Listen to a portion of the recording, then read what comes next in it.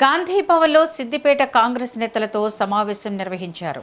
ఈ సమావేశంలో మంత్రి వివేక్ వెంకటస్వామి పాల్గొని నాయకులకు దిశానిర్దేశం చేశారు. సిద్దిపేటను ఒక ప్రాజెక్ట్ లాగా తీసుకోవాలని తెలిపారు. సిద్దిపేటలో హరీష్ రావును ఓడించాలంటే అందరూ కలిసి పనిచేయాలని సూచించారు. సిద్దిపేటలో ప్రతి వార్డు గెలవాలన్నారు. సింగరేణిలో 40 లక్షల టన్నులు అమ్ముకున్నారని హరీష్ రావు అంటున్నారని, కానీ బీఆర్ఎస్ హయాంలో సింగరేణిలో కేవలం 1000 కోట్ల ప్రాఫిట్ వచ్చిందన్నారు.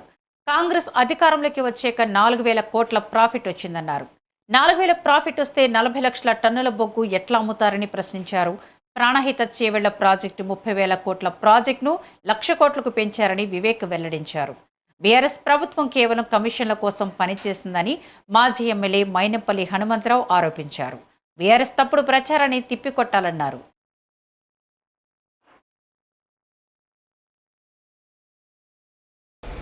ఈ రోజు గాంధీ భవన్ లో ఈ సమావేశం ఏర్పాటు చేశారు మా వివేకానంద. అంటే ఇది గౌరవ ముఖ్యమంత్రి గారు, పిసిసి గారు, మా వివేకానంద ముగ్గురు చర్చించిన తర్వాత, ఎందుకంటే రాబోయేది విదిన్ నో టైం మున్సిపల్ ఎన్నికలు రానున్నాయి.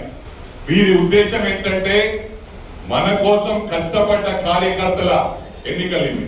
సిద్దిపేటలో 43 వార్డ్స్ ఉన్నాయి.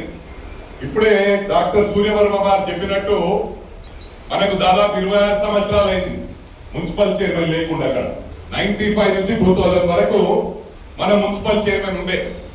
ఒకటి గమనించాల, ఇవాళ మనం ప్రభుత్వంలో ఉన్నాం.